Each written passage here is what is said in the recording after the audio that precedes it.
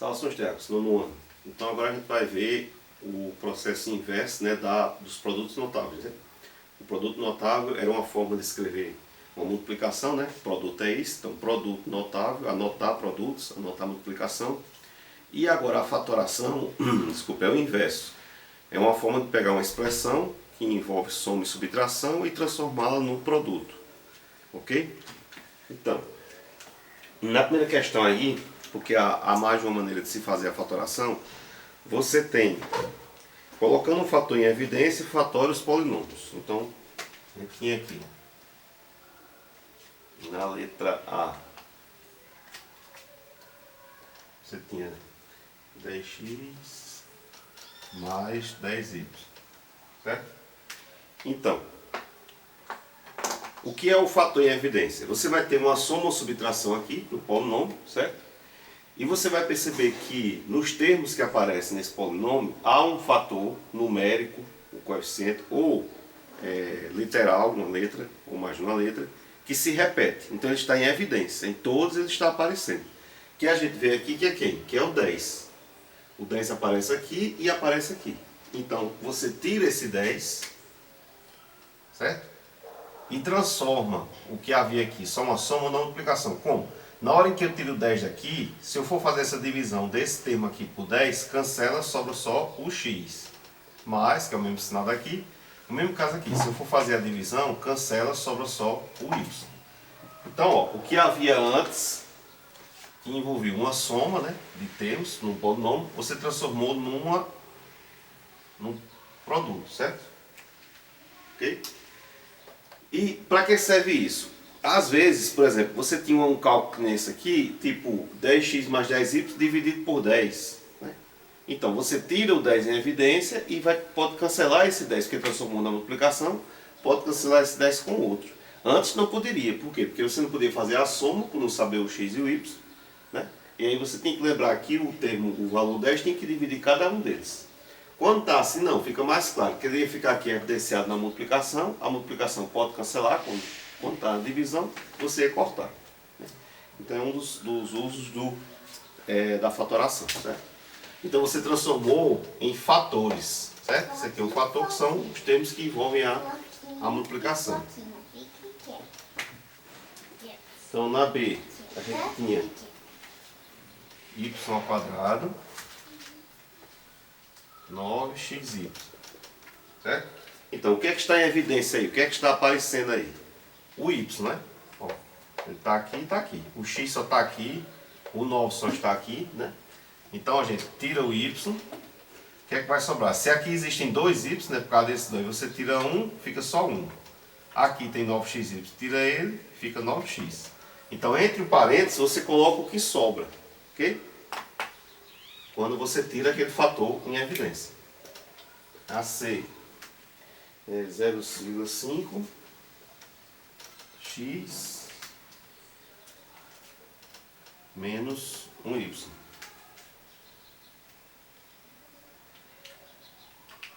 Então você diz, não tem nada repetido aqui, né? Mas se lembre, a letra não é, que a gente sabe esses valores. X é uma coisa e y é outra. Mas os números, aqui dá para eu tirar meio, o 0,5, e aqui também dá para tirar meio, porque em 1 existem 2, né?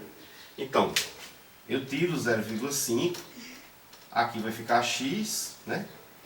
E se de 1 eu tirar, lembre-se, esse tirar é uma divisão, certo? O que se faz aqui é pegar 0,5x e dividir por 0,5, cancela, e 1y dividir por 0,5.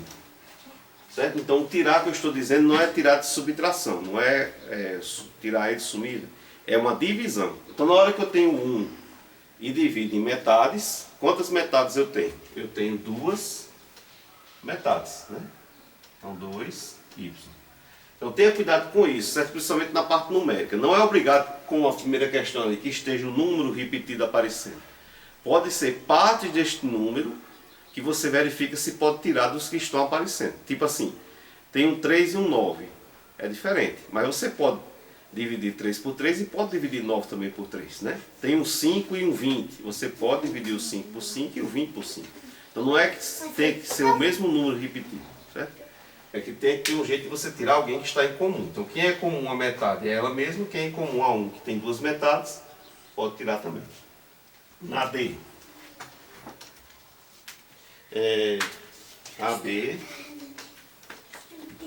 AB e menos A terceira, B a terceira. Então aí a gente percebe o quê? Que existe o AB, né, aparecendo em todos os fatores. Então você tira o AB aqui. Quando tirar daqui vai ficar 1. Tá vendo que eu digo que quer tirar dividindo? Não some com ele. Tira e sumiu. Ele dividido por ele mesmo, qualquer coisa dividida por ela mesma dá sempre 1. Aí por isso fica 1. E aqui quando tem 3 que tirou fica 2. 3 tirou, fica 2. Então A ao quadrado, B ao quadrado. Ok? Na letra E, é A ao quadrado x e ABX. ABX. Então você observa que existe A em todos, existe X em todos, né? Então, o termo que você tira em evidência é AX. Quando tira daqui fica 1, o X some. Quando tira daqui, né, o A some, que só é uma mesmo, o X também, fica aqui B. Por exemplo, vai que você tem um cálculo disso aqui, AX ao quadrado, A ao quadrado de X mais ABX dividido por A mais B. Eita, como é que eu simplifico isso? Então tá vendo? Quando você tira em evidência, percebe que o AB é um fator em evidência que poderia ser cancelado. Então, você está praticando aqui coisas que no futuro pode usar em expressões que vão envolver muitas letras diferentes, as partes literais. Sempre quando se tem muitas letras, um dos objetivos é diminuir esse tanto de letra para você poder resolver, né? Porque cada letra é um valor desconhecido, quanto mais tiver, mais é complicado. F. Você tem x ao quadrado, y ao quadrado e x à quinta, y à quinta. Então, ambos têm x e y, né? E o maior possível é esse daqui. Então, a gente tira x ao quadrado, y ao quadrado. Aqui resta 1, que é igual. Tem 5, tirando 2, fica 3. Porque aqui é aquela propriedade da potência, né? Como você está dividindo. Dividindo potência com a mesma base, repete a base e diminui os expoentes. Certo? Em matemática tudo é assim. Você fica fazendo um assunto sempre puxando do anterior. Ela é uma disciplina que ao longo da sua vida, enquanto você estiver estudando, todo ano tem assuntos diferentes, mas sempre precisa do ano que se foi. Então às vezes a gente está com dificuldade lá no ensino médio, como vocês estão no nono e tal. É uma coisa que envolveu o quê? Fração. Você começou a ver fração lá no sexto ano, quinto ano às vezes. Então faz 4, 5 anos que você convive com aquilo e vai conviver sempre, porque não vai ter uma nova aula de fração, mas vai aparecer fração nos outros assuntos. G. Você tem 1/3 de A e 1/9 de B. Então o que é que ocorre? De 1/3 pode-se tirar 1/3 e de 1/9 pode-se tirar 1/9. Perdoe, pode-se tirar 1/3. Então o fator em evidência aqui é 1/3. Okay? Ele está presente aqui e está presente aqui. Pode-se dividir aqui, pode-se dividir aqui. Certo? Ou também, se quiser tirar 1/9, né? Porque a divisão pode ser feita tanto nesse sentido aqui, como tirando 1/9, né? Já que essa 1/9 é uma parte menor do que 1/3, a gente pode, no caso, tirar 1/9. Né? Porque o ideal será você tirar a menor parte. Então, quem dividir 1 por 3 tem mais do que quem dividir 1 por 9. A parte de 1 por 9 é menor, então a gente pode tirar 1/9 de cada um deles. Então, tira 1/9.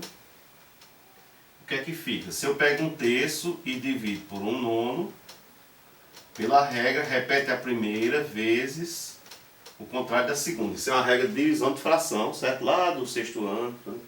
Que você tem que levar para o resto da vida.